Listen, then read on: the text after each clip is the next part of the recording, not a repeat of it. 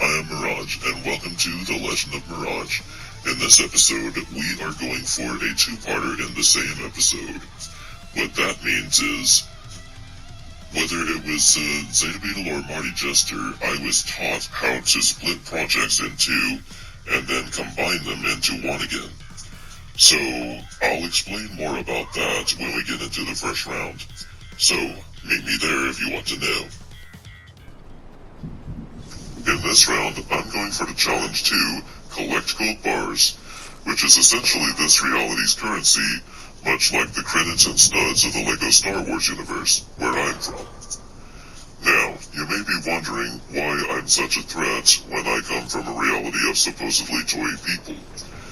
Well, if you thought that and underestimated me, then I have a reality check for you. In my reality, I could lift you up over my head and dangle you as high as I like with just a simple hand gesture. Or I could simply point my fingers at you and electrocute you with lightning. Knowing all of that, do you still think it's wise to underestimate me? Well, that's not the only thing you have to worry about, I'm here to say. Because on top of my Sith and Jedi abilities, I also have access to Mandalorian training. Which means any blaster rifle I get my hands on, I fairly quickly master it. There are a few exceptions. But among the things that I have mastered is the long blaster to the far left. That is called a sniper rifle in this reality. Now, I know I've been blithering on about all of the weapons and stuff, but I haven't told you anything about the splitting apart and putting back together of the two parts of this episode that I'm going to be doing. So, what's going to happen is, I'm going to record this part first, with all 10 of its clips, and then I'm going to stitch it on to another project with another 10 track 2s, and that will be the project done. So, yeah. Zeta Beetle and Marty Jester taught me that neat trick. I'm pretty sure, I don't even know who taught me it, but honestly speaking, it was one of those two that discovered it and taught me. But, anyway, here, I'm basically just looking around for weapons, and I pass over an assault rifle, which functions very similarly to a repeating blaster rifle in my reality. So, Great Gunner, my ally for this particular round, has been very helpful. He has been a mentor to me, and he has taught me the names and functions of practically every weapon that I've gotten my hands on. So, everything that I know in this reality, I can attribute to him. It's like I'm his Padawan or something. Anyway, I grabbed the green assault rifle, which apparently is more powerful than the gray that I had, and then I swing my archaic swords to open that gate up, basically breaking it open. Those swords are very old-fashioned, like, they don't even vibrate, so they're not like from the time period that I am. They are much, much older. Although then again, a lot of these weapons on this island are very primitive in nature, because the only other weapon that I know of that had physical ammo was that of Indiana Jones, who visited the LEGO Star Wars universe in the past. So, yeah. I would know a thing or two about that. Anyway, I pick up the bandages for a little bit and then drop them, and then I check and see if there are any opponents here, but when I discovered that there aren't, I go on ahead and try and find more stuff, basically. grabbing some shield potions, which are a complete mystery to me. What do they do exactly? Like, do they put up a deflector shield that absorbs the damage until it wears off, or does it basically numb your body until that exact period? And if it does numb your body, how does it keep you from passing out from anything other than pain? You know, like blood loss or anything? That's the real question here. But I digress. Anyway, eventually I and Gunner reach the rooftop here, and here in a little bit, Gunner is going to create some sort of transportation device. And to this day, I'm not entirely sure how he, what exactly is the point of this wall being here when he puts this bounce pad. Like, does it increase the distance that we bounce off of it when he finally does destroy that wall? I don't really question it too much though, since he is a much better builder and combatant than I am.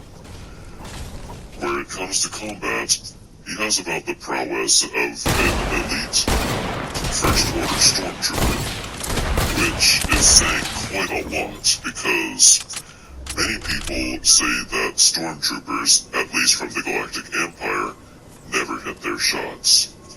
But the First Order Stormtroopers, they are very different.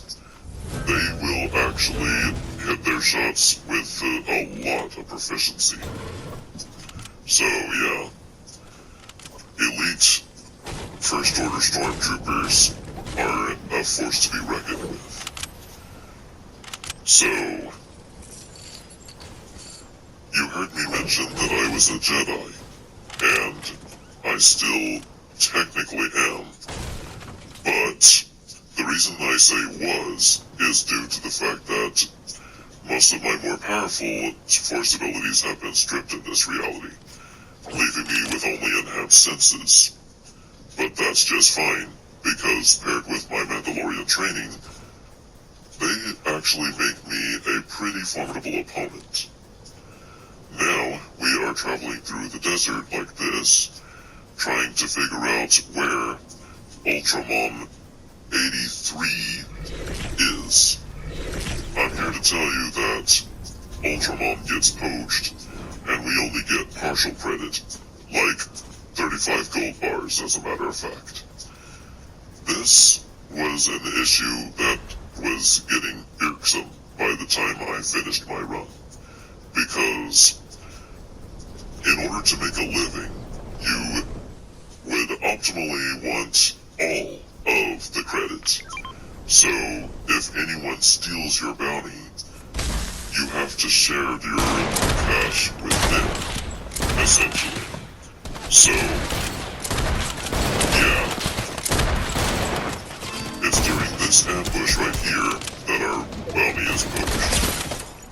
And while that does make progress on the challenge, it doesn't make that much, because I'm up to 40 out of 500.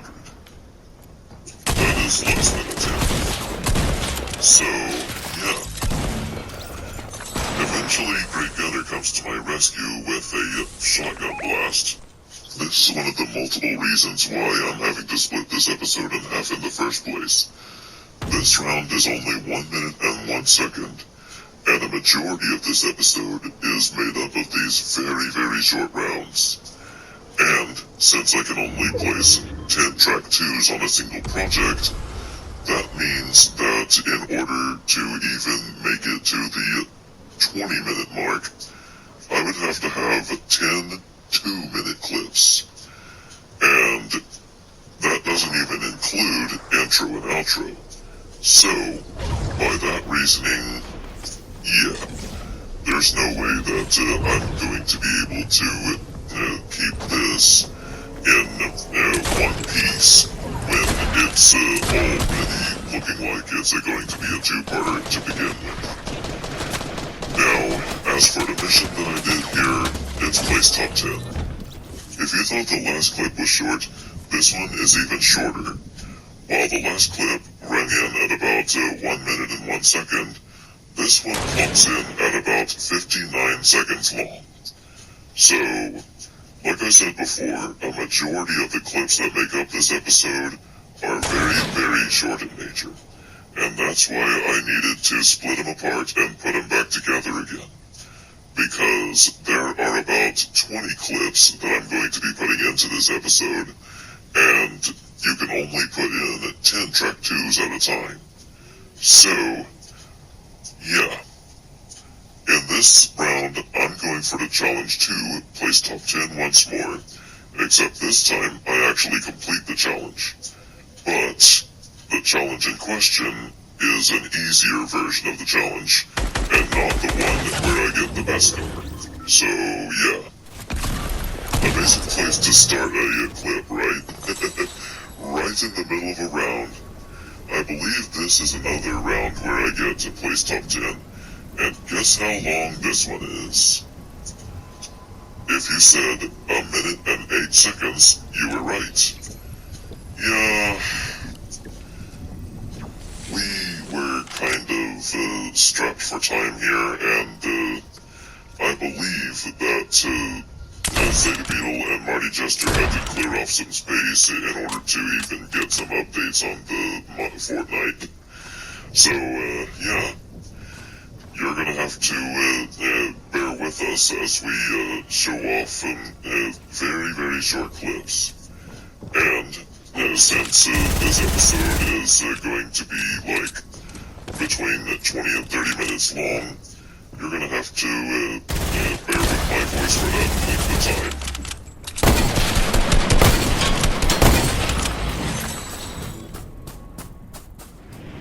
This is the longest 1 minute clip in the entire episode. And the reason I'm saying that, even though it's technically 1 minute and 21 seconds long, is that while it's not exactly 1 minute long, it's not exactly 2 minutes long either. It's right in between the two. Pretty well directly. Because it likes about 9 minutes being 1.5 minutes long. So, in this particular round, I'm going for the challenge to get an SMG elimination. So as soon as I finish that off, I'm going to be finishing off this clip and moving on to the next. This guy that is in here, I threw a grenade at, well, even though I didn't see them. And, fittingly enough, it fell off the edge. And when the grenades didn't work, I decided to shoot him down with the SMG, completing the challenge, or at least getting progress on it. This other guy, however, wants to make sure that this round is cut short. Shortest clip due to a bug. I got the challenges to search a supply drop and place top 10, and that's really all I can say about this clip. In this third to last round of this episode, I'm going for the challenge to place top 10. So, in this one, I have a jetpack from the Mandalorian. The original Mandalorian, Djarin. Yeah, that character. So, to be honest with you, these jetpacks, they are good for a good speed boost, but they have terrible fuel economy here. Like, the fuel efficiency to just raise you up in the air is really just not that great. It cannot really carry you that far. I mean, unless I just aim down sights and just let it carry me that way. We are almost to the halfway point, and I've already introduced a new agent. This bounty hunter, going by the name Jessica, is taking the helm of this mission in my stead, while I'm searching for Marty Jester's base of operations, so as to retrieve the Beskar that he stole from me. In this round, I'm going, or she's going, for the quest to place top 10. So, with us being in the 18 remaining players thing, I don't think that she's going to be taken out too awful early, but then again, this is duos. So, we have to account for half as much as we would in solos. So, bear in mind, she's probably going to be taken down very soon. Yup, as in right there. But at least she managed to get some progress on the challenge in my stead. Well, now we've made it over to halfway point, and once again, Jessica is taking the helm. Yeah, Marty Jester is literally that hard to find. So, while I'm still searching, I'm having her take the helm of the mission in my stead, and she is going for sniper rifle eliminations. Yup, apparently Jessica is a good sniper. So, I'm going to have to really watch her, because fellow bounty hunters working together is not actually a harmonious thing. So, if she shows even the slightest sign of becoming a threat, I'm going to have to deal with her. Because, right at the moment, she seems nice, but that could be a ploy. This round in particular gave me another reason why I should watch Jessica, because she is one of the main people in my team that won the game, alongside myself of course, since I am the head. Though, even with all of our expertise, we still more often than not lost the game. Sometimes by a very slim margin, other times by a fairly large margin. Regardless, this win, performed by Jessica, was one of the main reasons why I really started getting nervous around her. Because her skill at sniping and in pulling off this ambush was all I needed to see in order to know that should she turn against me, she would be a very, very formidable opponent. And this is why I'm so terrified of Jessica's achievement to begin with, because I tried the same technique and failed. So, I am watching this build fight from behind the crystal while buried in the sand. And there's not really much of a way for them to see me, but they decided to start searching for me once they killed their opponent. I was looking up in the air when they actually went onto the ground to loot the body. And once they finished, they started building their structure to shattering the crystal that I was behind. This prompted me into motion with my assault rifle, and while I got one hit, they managed to sneak by without getting hit any more times, and trapped me in their structure. When I tried to bait out an attack, they actually went for it with their assault rifle like I had. This time, however, it worked out in their favor. So yeah, there we go. And we are back to the Colosseum, where we are about to reboot teammates. This is some form of resurrection, the likes of which I have never seen in my universe before. Like, what happens here? Are they cloned and brought back into the field of battle? Or do they come back as some form of force ghost? Like, what all happens when somebody is rebooted, so to speak? And for that matter, what is that thing that appears above your head when you get eliminated? That's the thing that really confuses me in this reality. The way things are run here are very strange indeed. However, I didn't question it too much, since I just simply rebooted Great Gunner, and that's where this will end. In this round in which I've already been eliminated, we are going for the challenge 2, place top 10. This is the 99th time out of 100, so either this is going to be the semi-final time where I needed to place top 10 for the Beskar, or it's going to be a very, very, very long place top 10 in another category. Regardless, it's another points for this so-called scoreboard competition, which, like I said before, I don't really care that much about, but two of the competitors really are gunning after one another, so I might as well make a good sport of this competition and see how far I can get in it, right? I mean, since I'm here and they're competing against each other, why not, right?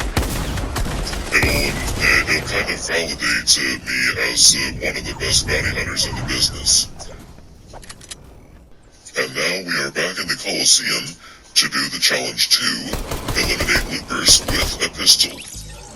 So, like I said before, the only real reason why I am participating in this score war to begin with is to prove myself as one of the best bounty hunters in the business, if not the best. But by the time I get through with this, I will only prove my worth as one of the best. So here, I'm gonna go ahead and take out my pistol, and once I meet up with this guy, in a single pistol shot, I eliminate him. So, there we go. I mean, unless this system has skipped forward from a part where I start the battle against that guy, but it kind of looked like it was a one-shot, don't it, to you?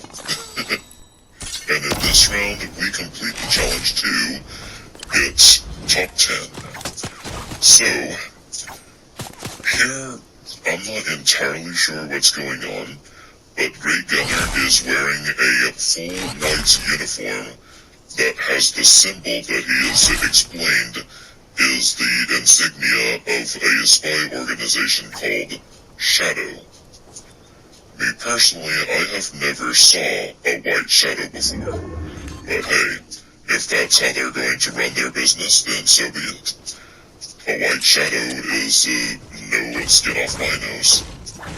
Anyway, like I said before, we're going to be placing top 10 in one way or the other. We have already got 10 remaining loopers besides us, well, 9 remaining besides us, and there we go. That's the challenge done. And here we are, at long last, the final clip of the episode that has a challenge attached to it. And this one's challenge is very important to me, as this is one of the challenges where I get to upgrade my armor.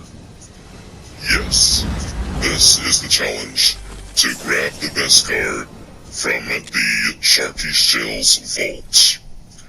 This apparently was once a base for a spy organization known as Ghost. Fittingly, this place is a shell of its former self, because the spy organization supposedly gave up the Ghost some time ago.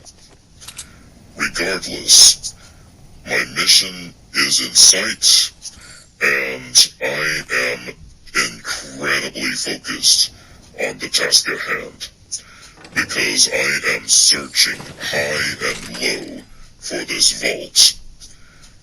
I have no idea where it is, so, especially noting that I only just got here, and some of these guys have been here for a while now. So, yeah.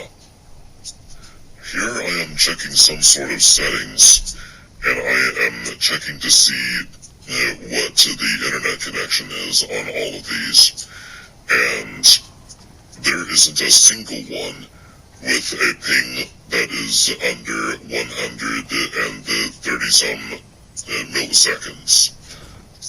Apparently that's how ping works. So, yeah.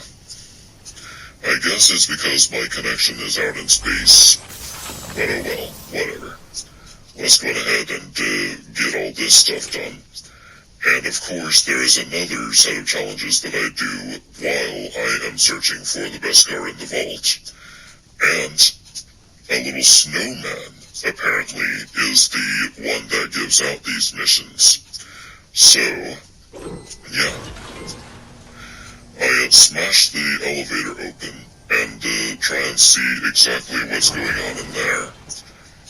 Then I smash another door open on the bottom floor and search the entire bottom floor for the vault in question.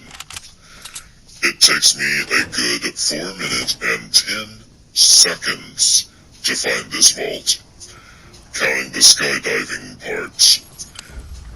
From the time that I land, most likely it still takes a good 3 to 4 minutes to find this vault.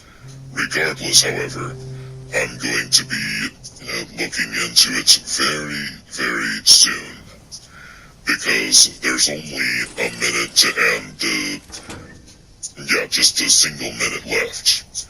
I was going to say a few seconds, but by the time I got it out, it had already passed the 10-second mark on the 3-minute mark. So, yeah. There I caught out of the corner of my eye the vault, but apparently back then, I was a little bit more blind, so I didn't really see it that great. And like I said before, most of my more powerful force abilities have been taken away from me at this point. So it's not like I can actually locate with pinpoint accuracy where the Beskar is, though I eventually find the vault in question and search it. And not long after, I find the Beskar within the vault. So, there we go. That's the last round of the episode that I have to show. Alright, that's about as much as I'm wanting to show for today. But join me in the next one when I interrogate Grey Gunner, collect gold bars, outlast opponents, damage opponents while crouched, visit Snowmando outposts, eliminate IO guards, and ignite opponents. In the meantime, though, thank you so much for watching. I hope you enjoyed, and I will see you all next time. Until then, may the Force be with you.